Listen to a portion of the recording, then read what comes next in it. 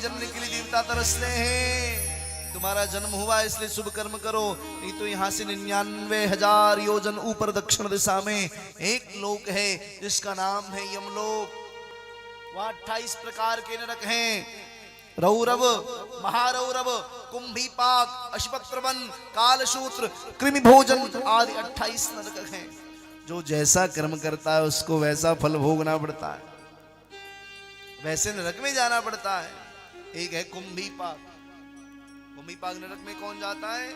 जो अपने शरीर को हृष्ट पुष्ट करने के लिए दूसरे पशुओं की हत्या करके और उसको खाता है, उसको कुंभीपाक नाम के नरक में जाना पड़ता है। महाराज वहां बहुत बड़ी कढ़ाई है, हजारों मन तेल उबल रहे होते हैं जी, और जो जीव की हत्या करता है उसको उसी कढ़ाई में डाल देते हैं। अब वो बेचारा सोचिए क्या स्थिति होगी, चिल्लाता है छोड़ दो छोड़ दो छोड़ दो, लेकिन वहां उसकी मृत्यु नहीं होती, उसको तो चूंकि दंड देना है, भोग भोगनी है।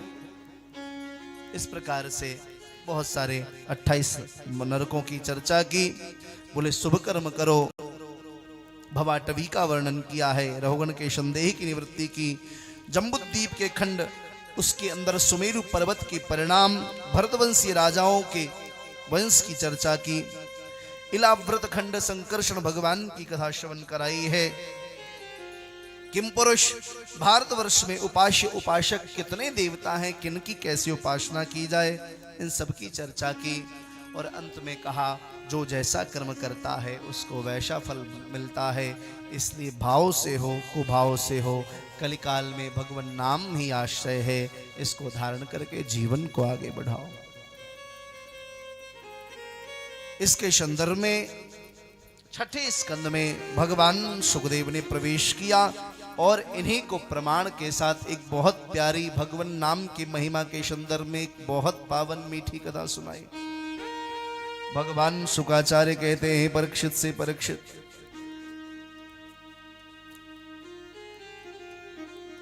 भगवान नाम की बड़ी महिमा है। ये बात जड़ भरत जी ने रहुगण को बताई।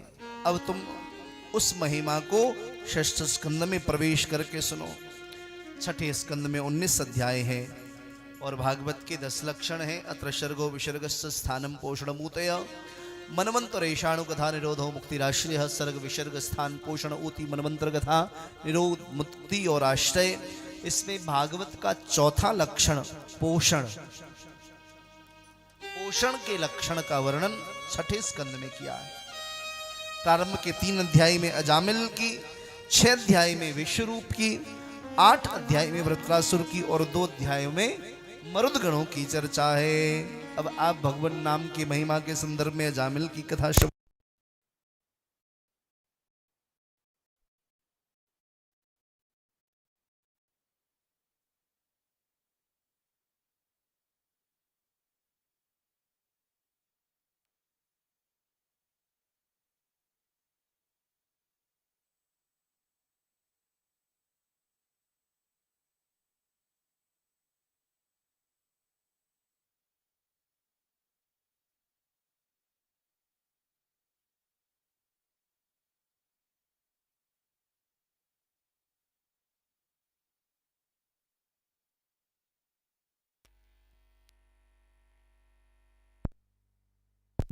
और जिह्वा के ऊपर और कर्ण के ऊपर जिस साधक ने नियंत्रण कर लिया वह परम तत्व को प्राप्त कर सकता है।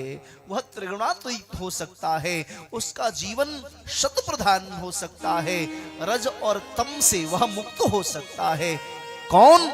रज और तम से मुक्त होकर के किसका जीवन शत प्रधान हो सकता है, सतोगुण प्रधान किसका जीवन हो सकता है? बोले जिसने कर्ण पर, नेत्र पर और जिह्वा पर नियंत्रण कर लिया।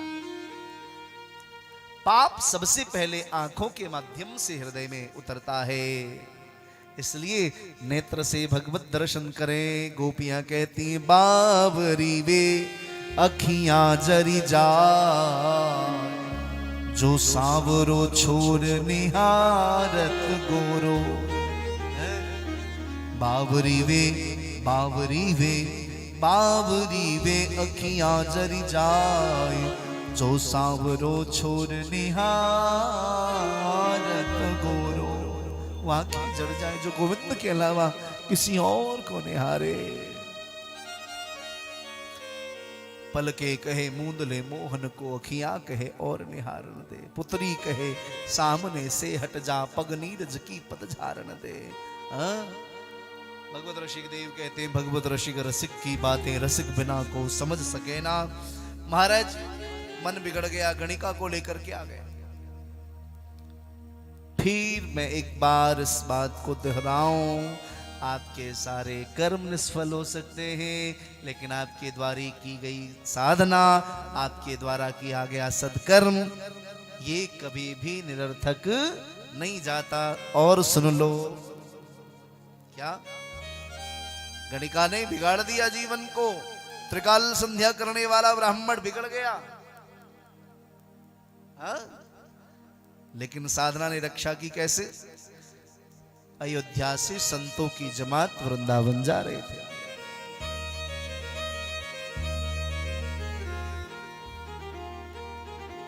रात हो गई, गांव में ठहर गए। किसी पुरुष से पूछा, कोई है क्या वैष्णव जिसके यहाँ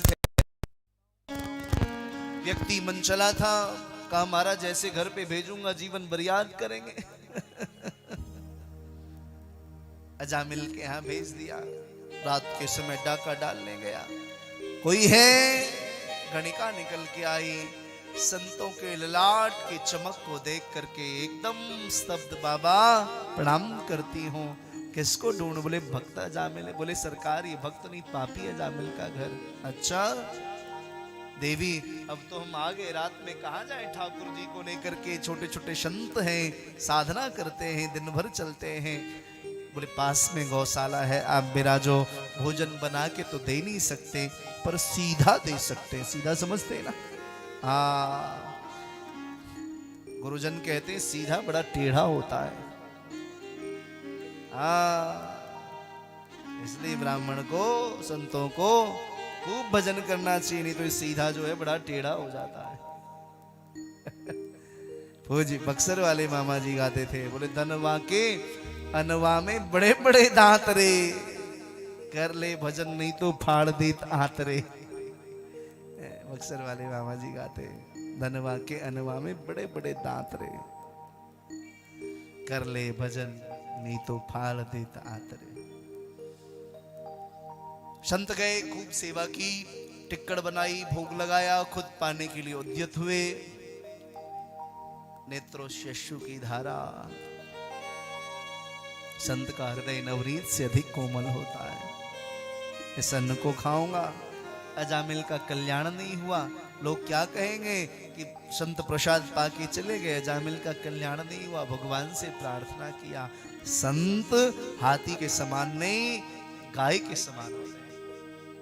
हाथी में गाय में क्या अंतर होता है? बोलिए। गाय क्या खाती है? भूस खाती है, हाँ? घास खाती है, बदले में क्या देती है? दूध देती है, दही देती है, घी देती है, मक्खन देती है, गोबर देती है, गौमूत्र देती है, सब कुछ देती है। किसके बदले? हाँ? घास और भूस के बदले। हाथी क्या खाता है? गुड़ खाता है, गन्ने खाता है, बढ़िया बढ़िया माल खाता है, बदले में क्या देता है? जी कुछ नहीं। गुड़ और घास खा करके, बढ़िया बढ़िया माल खा करके गाय कुछ नहीं देता। बोले संत जो हैं वो संत इसलिए हाथी के समान नहीं, गाय के समान होते हैं, जो समाज से अंजलि भर के ले और गाय की भांति दड़िया भर के लौटा दे, उसी का नाम है संत। समाज से अंजलि भर के। कथा आज बहुत लंबी, हम कथा करने दीजिए। महाराज प्रार्थना किया भगवान से, प्रातः काल अजामिल आया। बोले बेटा भोजन तो कराए दीना, अब दक्षिणा और दे दो। संत ब्राह्मणों को भोजन कराने के बाद दक्षिणा जरूर देनी चाहिए। बोले बाबा भोजन मिल गया, भगवान की बड़ी कृपा समझिए, आपका अंबर कंबर पाट पटंबर लोटा सोटा कमंडल लंगोटा सुरक्षित है, भगवान की कृपा समझिए। क्यों? बोले हमारा कार्य है नहीं सबको लूटना, आप यहां से प्रस्थान करिए। बोले भोजन के बाद दक्षिणा के बदले दक्षिणा के रूप में किसी द्रव्य की बात नहीं कर रहा। बोले फिर मैं इतना पूछ रहा था कितने संतान है? बोले 9 हो गए, 10वां होने वाला है। बोले मेरे आग्रह से उसका नाम नारायण रख देना। संत कब जीव पर कैसे कृपा कर दे कोई नहीं जानता। संत चले गए, संतान हुआ, नाम रख दिया नारायण।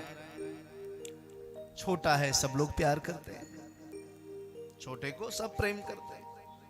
दिन भर नारायण नारायण नारायण नारायण। वृद्धावस्था आ गई, यम के दूत पकड़ने के लिए आए। गले में जैसी फंदा डाला, मृत्यु के समय 1000 बिच्छू एक साथ डंक मारे, उस समय जितनी पीड़ा होती है उतनी पीड़ा मृत्यु के समय होती है। जब आत्मा निकलती है शरीर से बाहर, हाँ, तो 1000 बिच्छू के डसने से जो पीड़ा होती है वह पीड़ा उस समय होती है। जोर से चिल्लाने लगा। भगवान का तो कभी भजन अब किया नहीं, वैश्या के साथ रहने के बाद। तो महाराज कुछ याद नहीं, बस छोटा बेटा याद है। जोर से चिल्लाया, नारायण मेरी रक्षा करो, हे नारायण मेरी रक्षा करो। संत ने कैसी कृपा की देखो। नारायण ने तो नहीं सुना, हृदय का करुण क्रंदन बिहारी जी ने सुन लिया और अपने दूतों को भेजा। दूरे क्रीडन का सक्तम पुत्रम नारायणाह्वयं प्लावितेन स्वरोनोच्चये राजुहावाकुलेन्द्रियः। भगवान के दूत आए, पकड़ के ले जाने लगे। यमराज के दूत आए, पकड़ के ले जाने लगे। भगवान ने अपने दूत भेजे, यमदूतों को भगवान के दूतों ने भगाए दीन। हाँ, यमराज के पास दूत पहुंचे, बोले महाराज हम पकड़ने के लिए तो गए थे, लेकिन उसी समय पीतांबर धारण करके 2 सज्जन आए और हमें मार के भगाए दीना। बोले क्या हुआ? बोले जब हम पकड़ रहे थे तो चिल्लाने लगे, नारायण मेरी रक्षा करो, नारायण मेरी रक्षा करो। बोले वही तो बात है, जन्म जन्म मुनि जतन कराहे, अंत राम कहे आवत नाही। भगवान नाम उसके मुख से निकल गया, निश्चित रूप से वह पुण्यात्मा है। बोले महाराज आप कृपा करके यह बता दीजिए, आज के बाद किसको लाना है और किसको नहीं लाना है? भगवान नाम के आश्रय लेने से इसका उद्धार तो हो गया, पर अब किसको लाना है किसको नहीं लाना है? तो यमदूतों को यमराज ने बड़ी प्यारी बात कही कि मृत्यु लोक से किसको लाना है और किसको नहीं लाना है। ध्यान से सुनिए, यमराज कह रहे हैं यमदूतों को हम और आपके संदर्भ में किसको लाना है पृथ्वी से और किसको नहीं लाना है। बोले जिह्वान भक्ति भगवत गुण नाम धेयम चेतस्सनस्तमरति चरणारविंदम कृष्णाय नो नमति अच्छिर एकदापि तानानयद्वमशतो कृतविष्णु कृत्यान्।